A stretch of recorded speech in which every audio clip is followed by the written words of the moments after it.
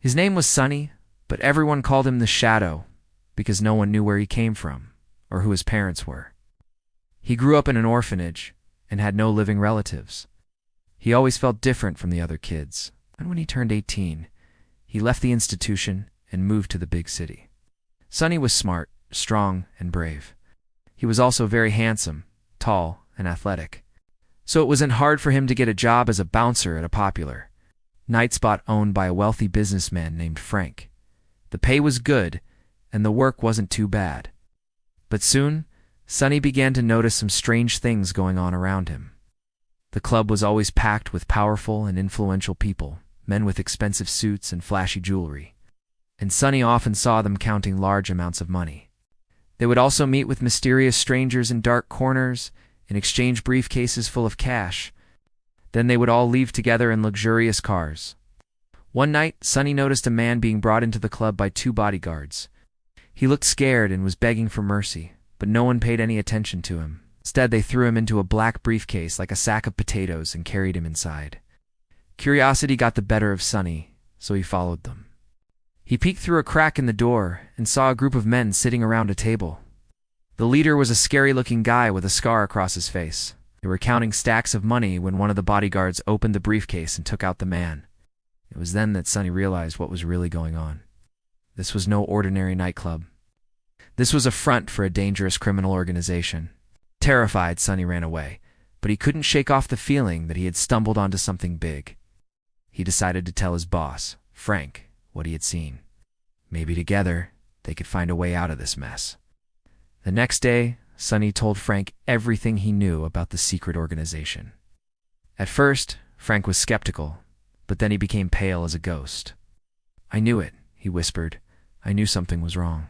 Then he looked at Sonny and said, "You did the right thing by coming to me. Now we have to do something about this."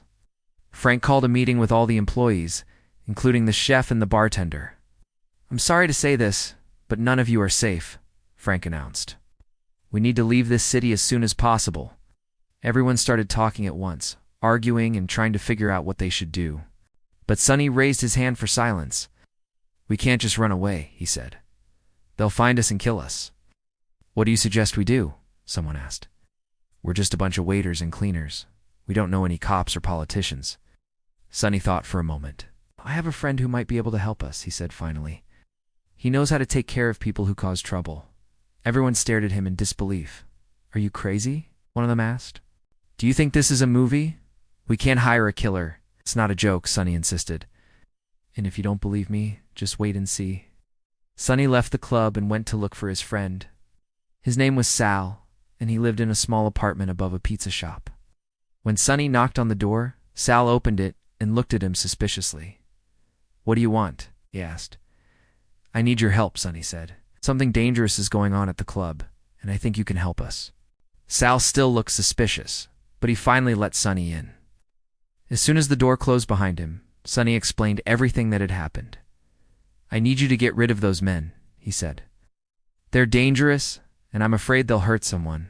Sal thought for a moment. "What do you want me to do?" "I'm just a simple pizza maker." "I know you're not," Sonny replied. "You're a former soldier. You've been trained to handle weapons and fight." Sal looked down at his feet. "That was a long time ago," he said. "I don't want to get involved in this kind of thing again." "Please," Sonny begged. "These guys are not joking around. They're killers." Sal sighed. "All right," he said finally. "I'll do it." The next day, Sal followed the mysterious men to an abandoned warehouse on the outskirts of town. He watched them unload several briefcases from their car and then sneak inside. He waited until they were all inside before slipping in himself. He had a gun hidden under his jacket, and he was ready to defend himself if needed. The place was dark and dirty, filled with broken machines and rusty tools. Suddenly, one of the men turned around and spotted Sal.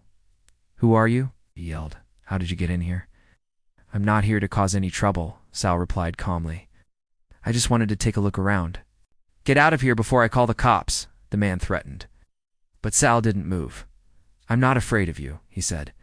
The man pulled out a gun and pointed it at Sal. "You should be," he said. "Now get out of here before I shoot you." Sal's hand twitched towards the gun hidden under his jacket. In a split second, he drew his weapon and fired. The man screamed as he fell to the ground, clutching his chest. The other men were stunned. They couldn't believe what they were seeing. Before they could react, Sal fired again, hitting another man. Then he turned to the last one and said, "Get on the ground." The man didn't move. He was paralyzed with fear. Sal tied him up with some rope he found on the floor and then called the police. When they arrived, he explained what had happened, and they arrested the remaining man. Meanwhile, at the club, Frank and the others were panicking. They had heard rumors that something terrible had happened, but they didn't know the details. "I knew we should have left town," one of them said. "This is all my fault," another added. "If only I had listened to Sonny, maybe we would be safe now." Just then, Sonny walked in with a confident smile. "Don't worry," he said. "Everything's fine. Those men won't bother us anymore." Everyone stared at him in disbelief. "What did you do?" one of them whispered. "I sent my friend Sal to take care of those men," Sonny replied. "He's the best in the business." Everyone was silent for a moment. Then they all burst into applause. "You did it," one of them shouted. "You saved us." Sonny blushed. "It was nothing," he said. "I just did what I had to do." From that day on, Sonny was no longer just the shadow. Everyone at the club knew his real name and respected him for his bravery and loyalty. However, he never forgot the feeling of fear and uncertainty he had when he first discovered the secret organization. He knew that there were other dangerous groups out there, and that he and his friends would have to be prepared to defend themselves. As the years passed, Sonny became more and more powerful and influential. He made many enemies, but he also gained many allies. He was always willing to help those in need, and never backed down from a challenge. In the end, Sonny's loyalty and courage paid off. He became one of the most respected and feared men in the city. And although he never forgot his humble beginnings, he knew that he had come a long way from the scared kid who grew up in an orphanage.